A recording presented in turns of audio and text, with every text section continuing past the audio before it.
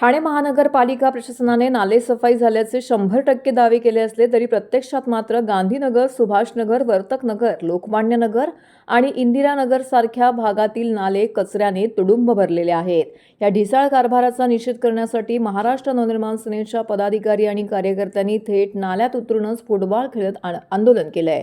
महाराष्ट्र नवनिर्माण सेनेचे जनहित व विधी विभागाचे ठाणे शहर अध्यक्ष स्वप्नील महेंद्रीकर यांच्या नेतृत्वाखाली हे आंदोलन करण्यात आलं. दरवर्षी ठाणे महानगरपालिकेकडून प्रभाग समितीनिहाय नालेसफाईची आकडेवारी जाहीर केली जाते. मात्र यंदा अद्याप अशी कोणतीही स्पष्ट माहिती समोर आलेली नसल्याने नागरिकांमध्ये संशयाचं वातावरण आहे.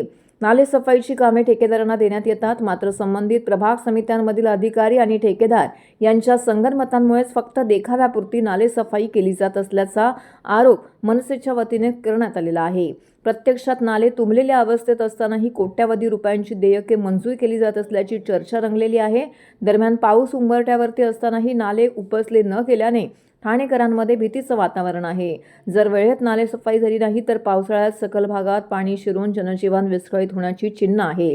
या संपूर्ण प्रकरणाविरोधात महाराष्ट्र नवनिर्माण सेनेच्या कार्यकर्त्यांनी नाल्यात फुटबॉल खेळून आंदोलन केलंय. कार्यकर्त्यांनी थेट नाल्यात उतरून प्रशासनाच्या निष्क्रियतेचा निषेध व्यक्त केलाय. तसेच ठाणे महानगरपालिका आयुक्तांना जाब विचारत तातडीने प्रभावी नालेसफाई करण्याची मागणी देखील करण्यात आलेली आहे.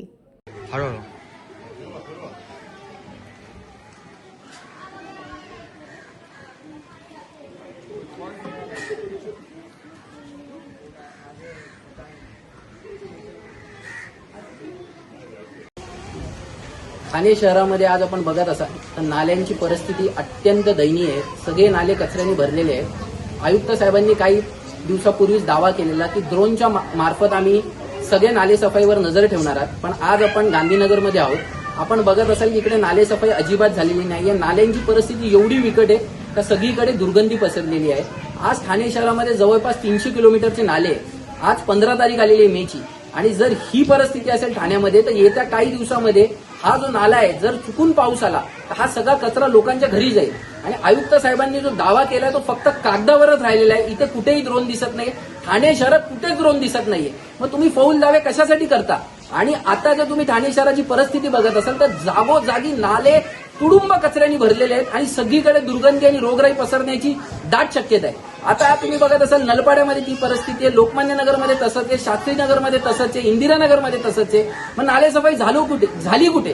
करोडो रुपयाचे टेंडर काढले, ते पैसे गेले कुठे? फक्त ठेकेदार आणि प्रभाग समितीचे अधिकारी मिळून पालिकेच्या तिजोरीवर हात सफाई करत आहेत. नाले सफाई होत नाही.